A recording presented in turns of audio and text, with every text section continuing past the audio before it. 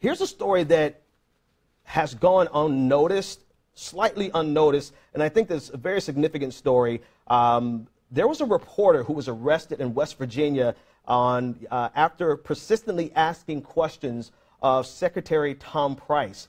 Tom Price is the Secretary of the Department of Health and Human Services, and he was in Charleston, West Virginia on yesterday to meet with officials there. During his exit, a reporter, Dan Heyman, from the Public News Service, followed Price down a hallway and was trying to ask him about the Republican health care plan that recently passed Congress. In this exchange, he used a cell phone as a microphone, as an audio recorder, and he reached over the staff trying to get answers to the questions. He asked whether, the specific question he asked was whether domestic violence was going to be a pre-existing condition underneath the legislation. Now, before we get into any more of the details of what happened, he was arrested. He was arrested and he was charged with a misdemeanor.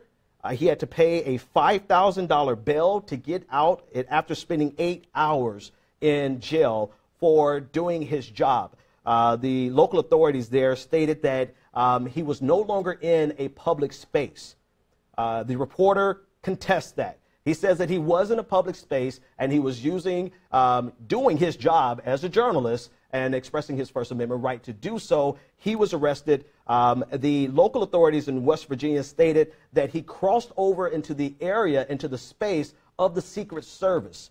When the Secret Service was questioned by the New York Times, the Secret Service redirected the question to the local authorities, which suggested, obviously, they not only had nothing to say, but if I were to editorialize, I'm quite sure the Secret Service is accustomed to handling journalists on any given day of the week. This jumps out to us because it seems to be just another step in the willingness to suppress speech and the willingness to use this method as a means of controlling a narrative and to control our media. This really is not a story that should go unnoticed. Not to say that FBI Director Comey being fired is a distraction by any measure, but something like this is a direct threat to journalists, to American citizens across the country. Every single one of us, citizen journalists, people who want to get answers to questions. If the questions are not if the answers are not forthcoming, we need a media that is journalists that are able to press for answers. I'm reminded of Andrea Mitchell of MSNBC when she was asking questions of Secretary of State Rex Tillerson, and she could not get answers. Not only did she not get answers, but she was escorted out. And so this is a time for journalists and the media in general to press like they've never pressed before. In fact, if I were to correct my own statement right there, we should have been doing this all along. For every administration, we must hold power accountable.